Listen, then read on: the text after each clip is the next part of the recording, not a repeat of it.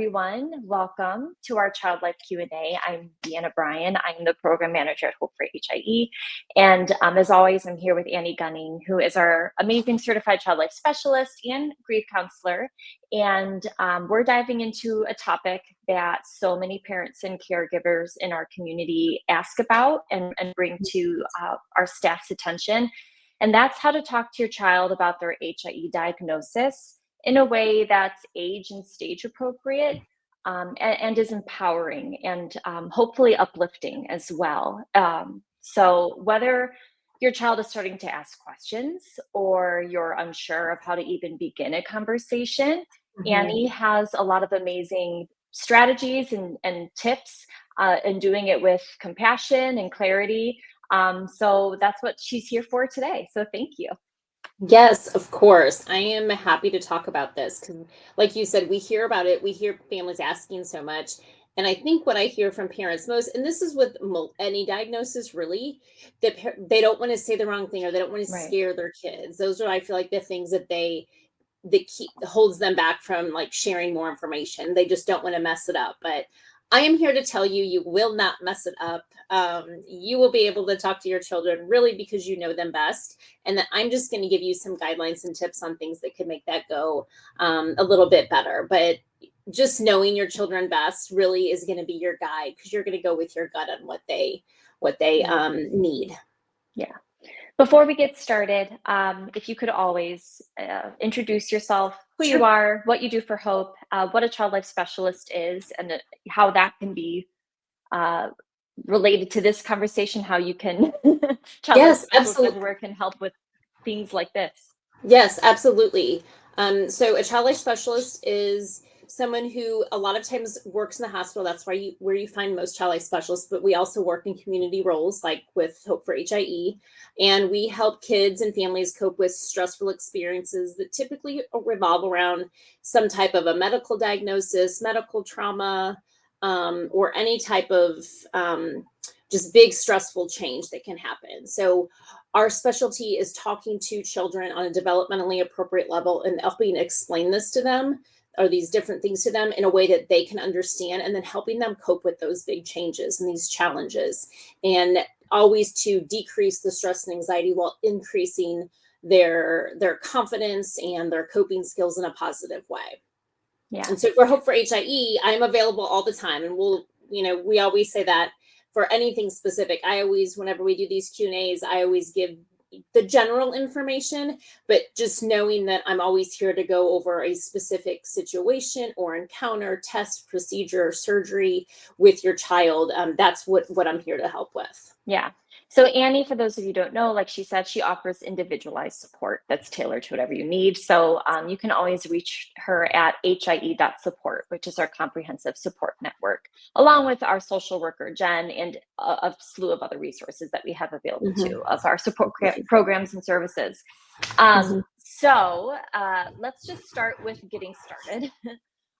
So whether families are experiencing something with their kids, maybe they're noticing them talking about their diagnosis a little bit more, or talking about, hey, I feel a little bit different, or I'm recognizing or observing these things about myself, or if none of those conversations have even happened yet, but you're sensing that it's something that you want to talk about.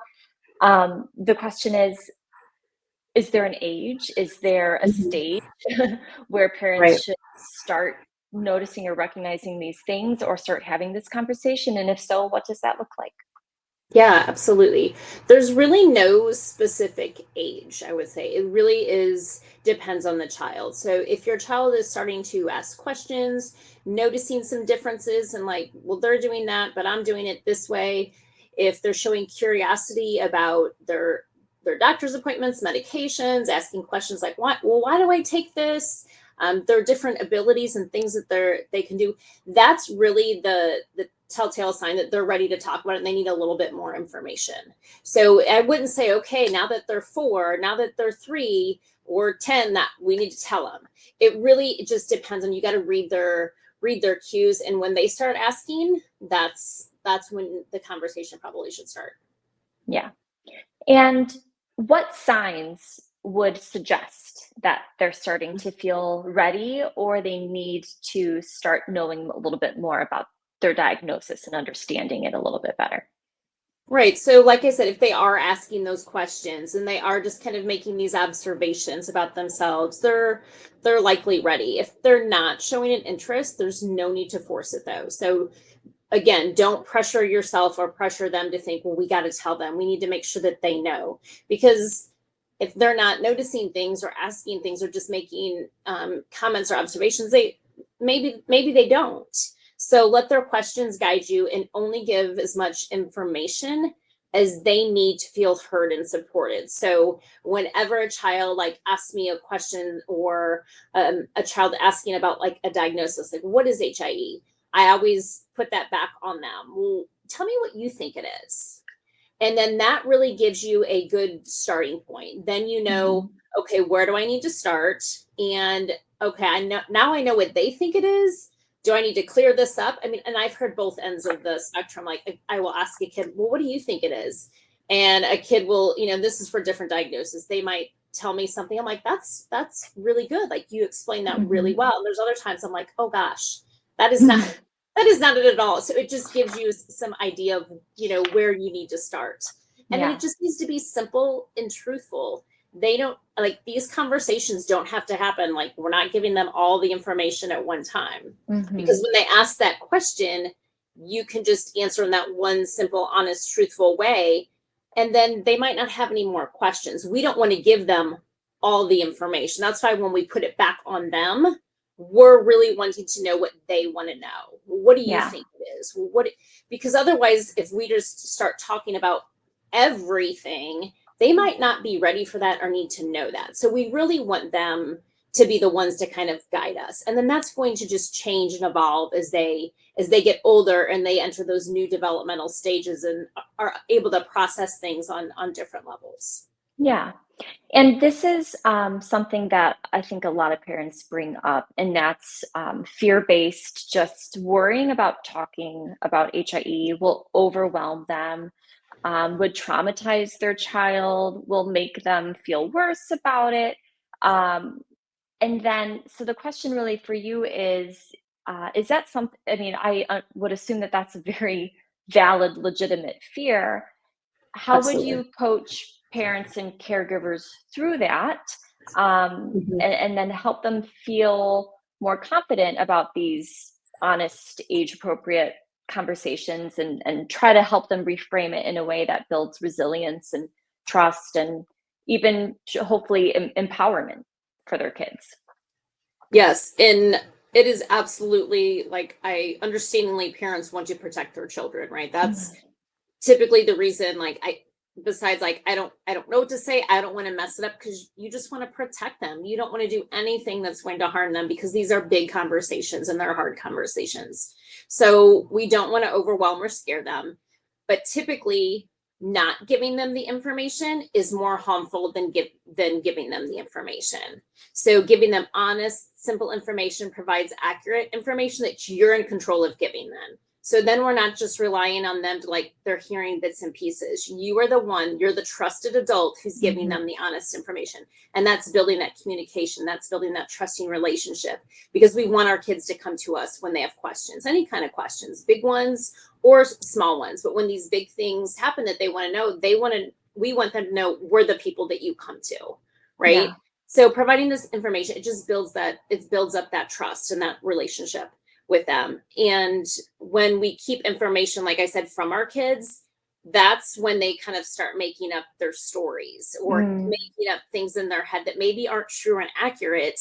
And then it takes time to, you know, get rid of that thought or get rid like that's actually not what it is, and we don't know how long that's been happening. Like maybe that they heard something a year ago and they've been stressed about it and it's giving them all this anxiety. Yeah. So again, that way like we can sit down and have that conversation with them about kind of going back to what I said before, what do you think it is? So Yeah. it really is empowering for you as the parent to be the one giving them the information, the accurate information, and then also building that trust within your parent child relationship. because we don't want the misconceptions to keep coming up. When they Yeah. hear something, we want them just to come to us. Yeah. I imagine this will be easier once we start giving them tips and Yeah. tools and things too, because knowledge is power, hopefully, and just even knowing what to say and how to say it will hopefully help. So, Right. you said a couple of things before, just in passing. You said, like, reflect their curiosity back to them. Like, if Mm, they say, "What's HIE?" You say, "Well, what do you think it is?" right. And then keeping it like simple and straightforward Mhm. language, and kind of piecemealing it depending on, not overwhelming them and giving them the Mhm. whole Yep. slice or the whole pie as opposed to a slice Right. of it. Yeah. So, in addition to those two things, what are some other ways our parents can help explain HIE to their child? Sure. And thinking more along the lines of like age appropriate terms, right? So we want Yeah. to, parents know you kind of know the language and the age level of your child. And this is where that kind of individualized one on one conversation or email and communication with me can come in handy. Like Hmm. if you really need something specific, when we do these, I always try to give kind of the general basic information and then you can adapt. But start with, HIE means little or no oxygen or blood flowing to the brain. That's what it means. What do you think about that? I always Hmm. end things in like open ended questions too. Oxygen is air we breathe that helps our body so it can work. Our body needs oxygen to work. Blood is pumped from our heart to all parts of our body. It delivers important things like oxygen and nutrient to all of our cells. Like those are just simple, basic. And sometimes they'll be like, huh, okay. And then sometimes they Hmm. might want to ask another question, but those are just kind of your basic terms that will explain it. And then moving on forward. So I'm just going to go through maybe a little bit of dialogue that we can use or some explanations. So our brain needs oxygen and blood to help us play, to help us learn, make decisions, eat. When our brain doesn't get enough oxygen and blood, it can get injured, which might make it harder for our body to work. That's just a basic understanding. And that is what happens, right? But it's in terms Hmm. that the child can understand. Our brain is like our body's computer system. So it gives information to the rest of our body. So you can imagine if the information center gets hurt, it makes it hard for the rest of our body to work. If part of the brain gets injured, sometimes parts of the brain can be rewired to learn something differently, like using hearing aids to help us listen. So now you're going to relate it to something that may be relevant to them or to a friend. A walker to help our muscles move, or a speech therapist to help move our mouth so we can talk. Um, Hmm. so then we're kind of talking about, so you might notice these differences, but this is us trying to get our brain to work the way we need it to work for our body. And it takes a lot of time, it takes a lot of energy and work to rewire the brain to teach our body how to do these things. Like it doesn't happen quickly, and it's hard work acknowledging that they're putting in there. And some kids with HIE need help learning to walk or to talk, while others might need help um, with other things. So everybody's brain is special and different in its own way. Everybody's brain works a little bit differently. And then we can kind of move on to a little bit of like, if you're talking about, I think sometimes, and like sometimes kids get curious if they see their baby pictures or see pictures from when they're in the hospital that they don't remember from when they were younger, talking about those and explaining in those pictures. And I do have some resources that kind of help with those too. But you may have seen a baby picture. There was a tube in your mouth that was helping your body breathe and give you extra oxygen while your body and brain were working to get stronger. So again, just that simple explanation of giving you extra air. And, obviously I'm talking about being intubated and, having being on a bench or something like that. Hmm. And then we want to make it that we're happy that the hospital and the doctors and the nurses, they are there to help us. So Hmm. also putting kind of that spin on it, like we get to go to the doctor instead of when we always say things like, oh, we have to go to the doctor, we have to go, like it makes it all of a sudden kind of seem like this, it's not going to be fun, which we know it usually isn't, and it's hard. But gosh, we're lucky that we get to go and we have all these people that get to help us feel better and give us medicine to help our body and make us strong, and they give us ideas. So we're glad there's hospitals and doctors and nurses and therapists that can help our bodies when they get sick or injured. And just again, kind of reframing that a little bit. But I am also very aware that many people have had difficult hospital experiences with the hospital with staff. But when you're explaining it to your child, like that part can be separate and you can still talk about because they might still have hospitalizations or doctor's appointments that they need to go to, and we want them, we want to encourage that positive coping, and this is one of those ways we can do that. Yeah. So just kind of going a little bit more and explaining epilepsy. I didn't pick, and I don't have examples for everything because there's so many different things, but like epilepsy is a condition that causes someone to have seizures that are like sudden bursts of electricity in our brain. And these seizures can make a person's body move in different ways or make them feel strange for a little while. Most kids with epilepsy, they take medicine to control their seizures. Many kids with epilepsy can still play and do things they love, like go to school and hang out with friends. So again, we're just kind of normalizing a little bit to like, yes, these things happen, but this is also the explanation of it. And this is also explanation for siblings as well. Like this is how we can also talk to siblings.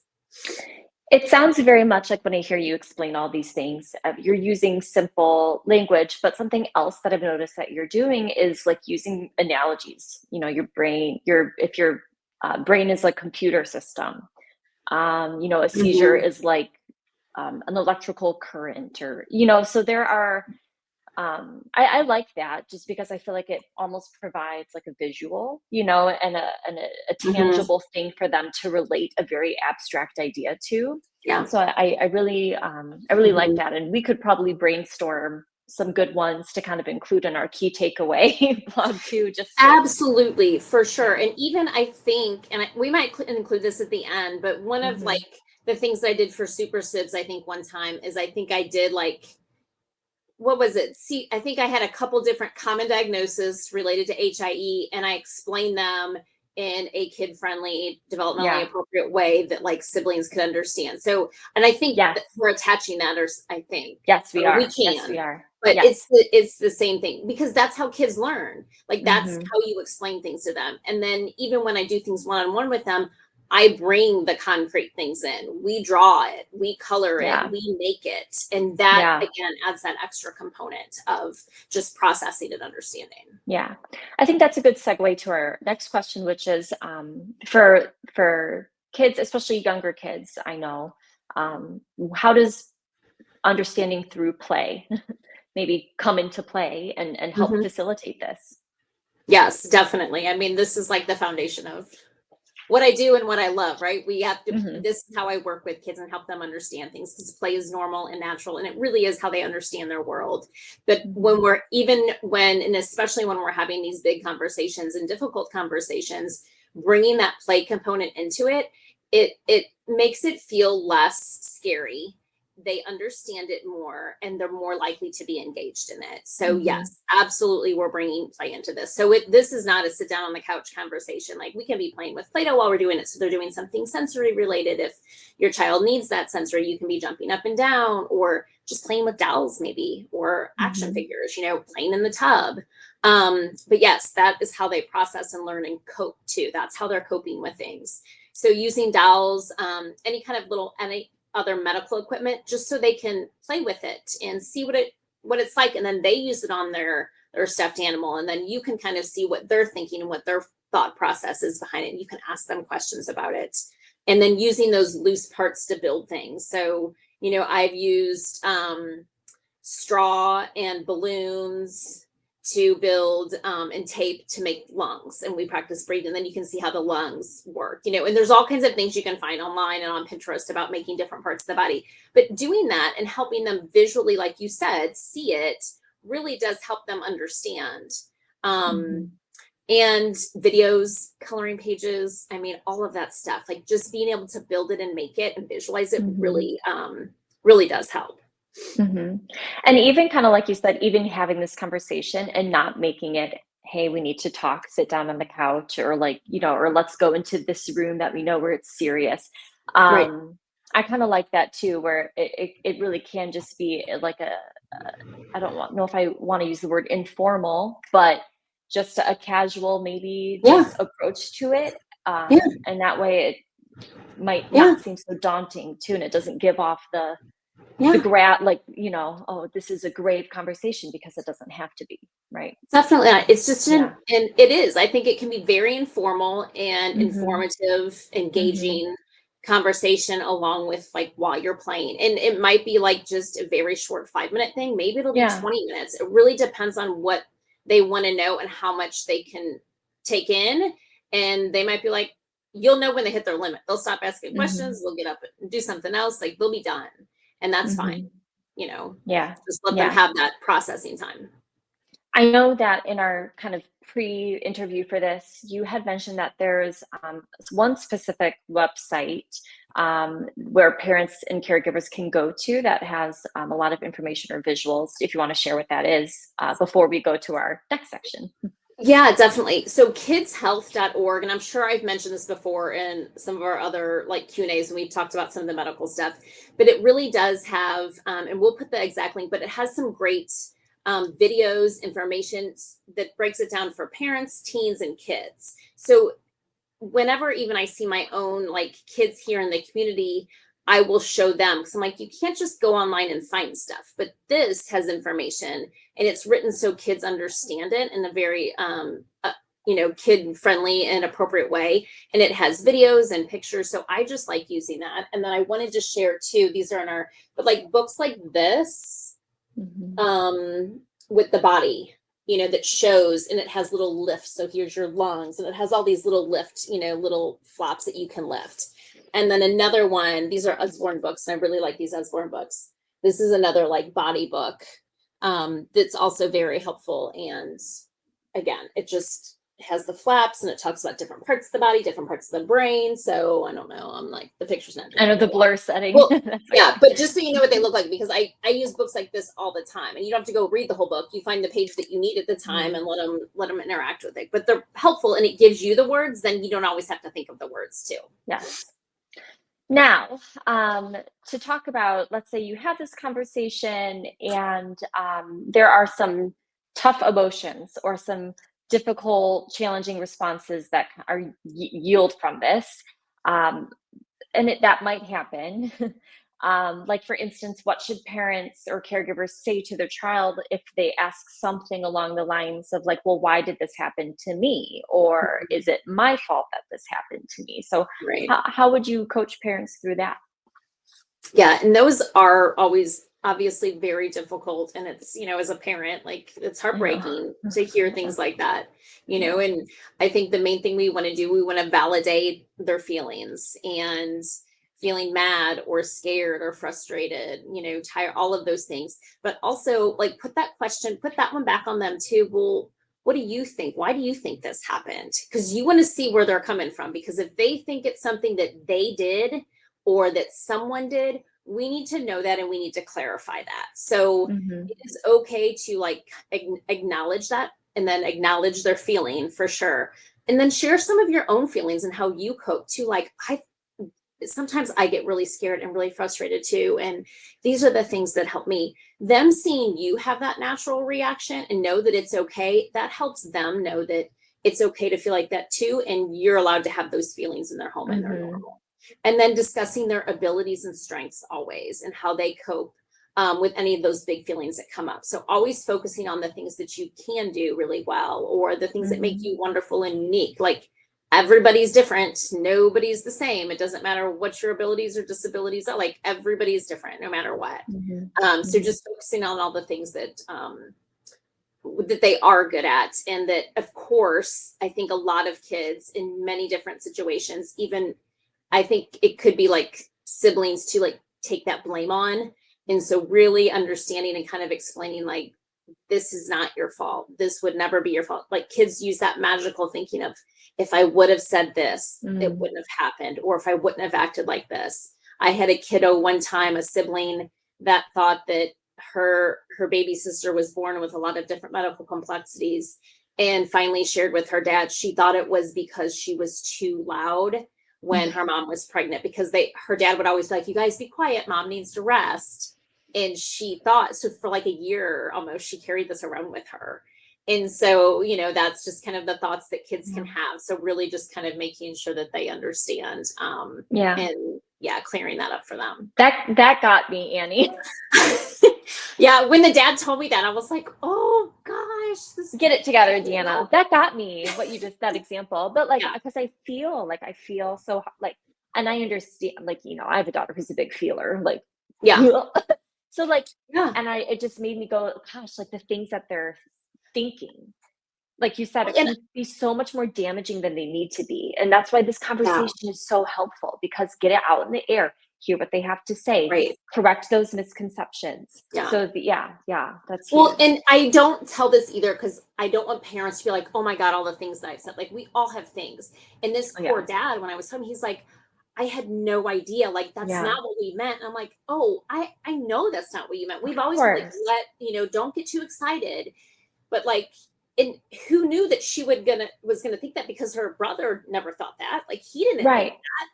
right. It's everybody's just different. So that's why it's just Mhm, important for these conversations to happen and like I said, explaining to them why things are happening instead of mhm. holding it back because it can do more damage than good by not sharing Yeah, information.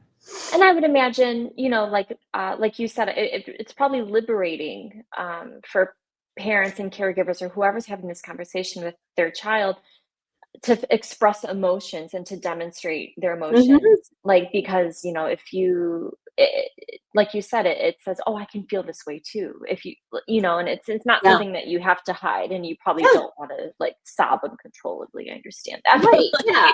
You don't want to ever like to where you can't control yeah, yourself. where you're, like, Always look for a hyperventilating. caregiver. Yeah. But knowing like, yeah, I get sad all the time, or I Yeah. get really frustrated, or when you were in the hospital, I was so scared, Mhm, and mhm. this is what I did, and these are the things that helped me. Let's think of some things that could help you when you get frustrated or when you get scared. It just helps both of you then. Like, then again, you're building that communication with your child for them to come to you and talk about the things that are going to help. Yeah. Um, so this is kind of a branch off a previous question, which is how can we do this and have this conversation with our kids in a way that's not more traumatizing or causing more damage than good? Something similar parents ask that we want to address too is, how can I do this without making them feel different or feel broken, if that's not something that they were feeling before this conversation? Or if they were feeling, but I just Right. exacerbated it.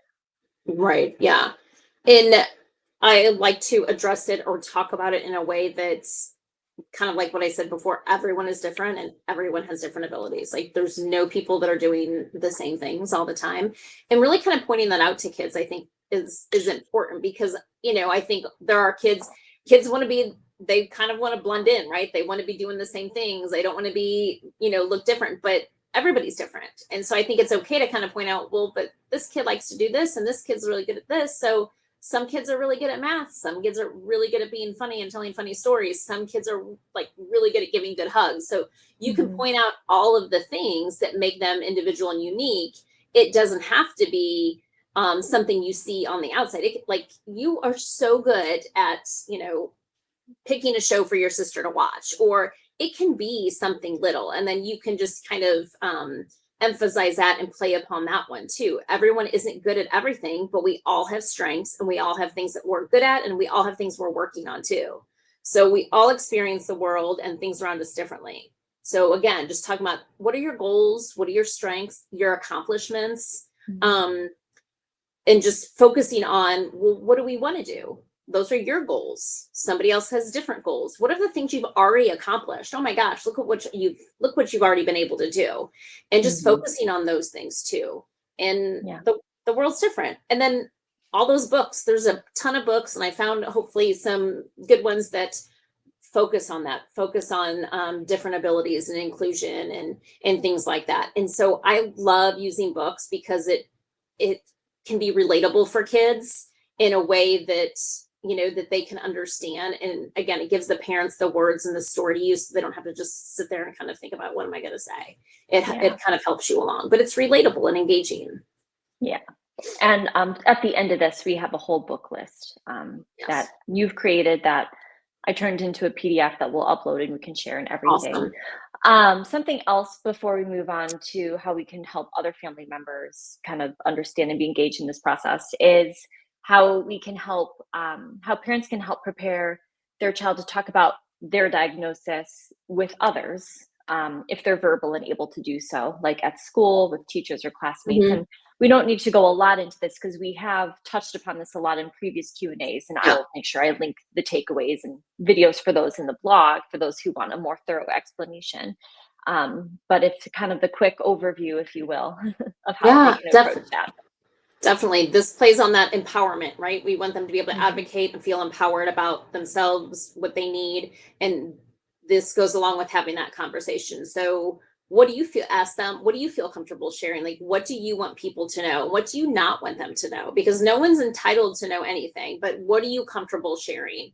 You Mhm. don't have to share anything about your medical, like history diagnosis that you don't want to share. So, let's figure out what you are comfortable sharing, and then we're going to have a conversation and a role play that. And Mhm. then I always think with kids, that's such a great way for them to kind of practice. So the parent can be the classmate or the teacher, because adults ask, we all know adults ask things too that they shouldn't. So just preparing them at all those different situations, so role playing that conversation with them. So if your friend comes up and says, why do you use a walker? What do you want to tell them? And if they don't know, you're going to give them those words to play along with that conversation and go into that conversation. I also think it's really helpful to use puppets or pets, because sometimes kids aren't really comfortable like sharing about how they're feeling, or it's harder. But if you do it through stuffed animals or puppets and you act like the two different people, they will often share how they're feeling and what they want to say through their character. And then I've done this too with, like, had a kid that wasn't really talking much, and so their dog was in the room, and I'm like, oh, what do you think your dog would say if somebody asked him this or they told him this? Oh, well, she would say, and they will say what they want to say through their animal, because it's Yeah. it's not as scary, right? And Yeah. that's more fun and that's more playful. Mhm. So feel free to use things around you to your advantage to engage, like whatever your kids like use that to your advantage. Yeah. Now, when approaching this conversation, do you feel like this is, in your professional opinion, something that it's like just parent, caregiver, child? Is there room or opportunities for other family members to kind of be involved in this conversation, siblings, for example? And if so, what role, if you if you think, could they play in this Mhm. scenario in supporting this conversation or engaging in this conversation? Yes, I think all family members can be involved in this for sure.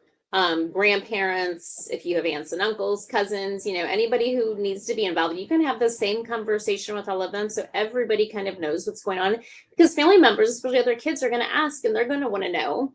But Hmm. for as far as like siblings, because they're in the home, they're most affected. All of this, I feel like, definitely can apply to our siblings for sure. Yeah. So, and again, we've talked about some of this in our super sib stuff.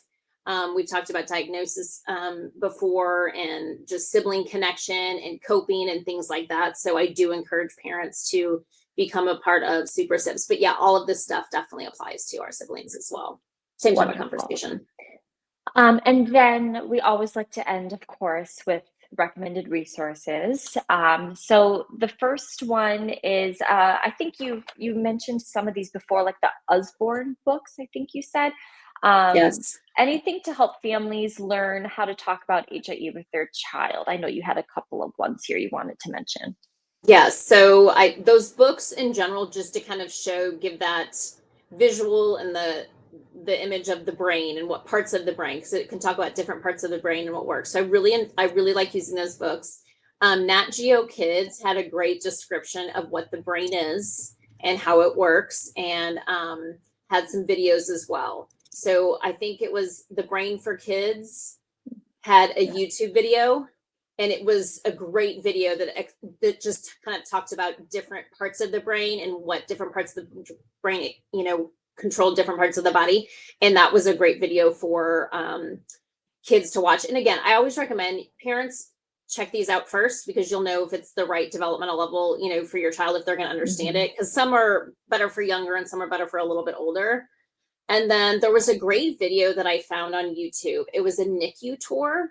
So I think it was, I don't know if it was a sibling coming in to visit the baby in the NICU, but if you need to go back and kind of talk about the journey in the NICU, or they're asking pictures about when they were a baby in the NICU, this video really shows like a lot of like step by step, like coming into the NICU, the isolate, and different parts of the baby being in the NICU, and I thought it was really helpful. So we have that attached as well.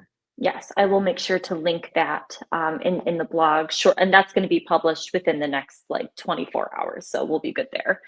And then I know because we have something here about like activities and stuff, but I want to make sure we kind of get to book recs. You had a list of so many wonderful ones on our little pre-interview for this.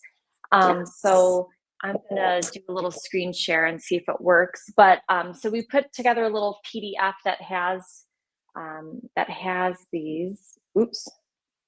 Sorry, I'm trying to navigate the screen share. Yeah. I'm trying to get to the next page. Will it do it? All right. Well, anyways, there's a page for younger readers, but it's my scroll button seems to push over it. There's a whole page with younger readers. This page has all of the books for like middle school age and plus, and then there were some for parent and caregivers too. So this PDF is going to be available for download to print to look at on our blog, on our key takeaways as well. But it has a whole bunch that you recommend. And then finally, I want to go back to just you and me here. The last question is, in addition to some of those books, any activities you recommend that can help children feel empowered in understanding their diagnosis and celebrating who they are? Well, I would recommend joining SOAR. Because we do, just did the drop. Yeah, so because that's like a monthly thing that I'm doing, either an activity or some type of an engagement with other kids to help them like find the commonalities. Like, hey, have you had this happen to you? Yeah, that happened to me. What are your similarities? What are the differences among you? And just a way for them to support one another. So I think any kind of activities that build confidence and self-esteem, I mean, really that's good for any kid, right? Like kids struggle with that at different points as they're growing up. So any kind of activities that are building their self-esteem and confidence, and we have those on SOAR because we talk about advocacy and empowerment and confidence. That's kind of the things that we focus on, because we want them to be able to advocate for themselves too. So teaching them ways to advocate for themselves and who they can talk to and how they talk to someone else and when. Those are really empowering conversations and empowering qualities to have, like to be able to advocate for yourself. Yeah. So I don't have any specific activities that I would recommend like right now, but they're all on SOAR. Yes, and people can reach out to you through HIE support and do all that stuff too. Absolutely. Yeah, absolutely. I would Yeah. be happy to talk to anybody and be like, this is what's going on. Let's try this activity, or let's try this conversation anytime. Yeah. So for those of you who joined a little bit later or missed some of the earlier conversation we had, you can go on our YouTube channel right now and go under the live section of the live playlist, and it'll show up with all of the unedited versions essentially. Anytime Annie and I freeze and have a weird face, that's what you'll see. But if you want the edited version, where I kind of go through and add the professional beginning and end, that'll be available on our YouTube Child Life playlist, along with every other Child Life Q&A we've had. I think we have dozens of them at this point. Those are under a Child Life playlist on YouTube. Also, standard practice for me is to try to get the blog and key takeaways for this within like 48 hours. So definitely by Friday, end of day, I can guarantee that the blog and key takeaways will at least be published or soon to be published if it's not a good time at that point. So just take a look and keep a lookout on our website or our blog and our Instagram and Facebook and all of our social channels for all of the links to this. But again, Annie, thanks for joining. And just as like a little PSA for everyone who is present and listening right now, Jen Schaefer, our social worker, is attempting to recruit people in our community who've had this conversation with their kid before and have any type of guidance or insights or advice, what to do, what not to do, based off of their own experiences. And we're going to turn this into one of our peer perspective panels.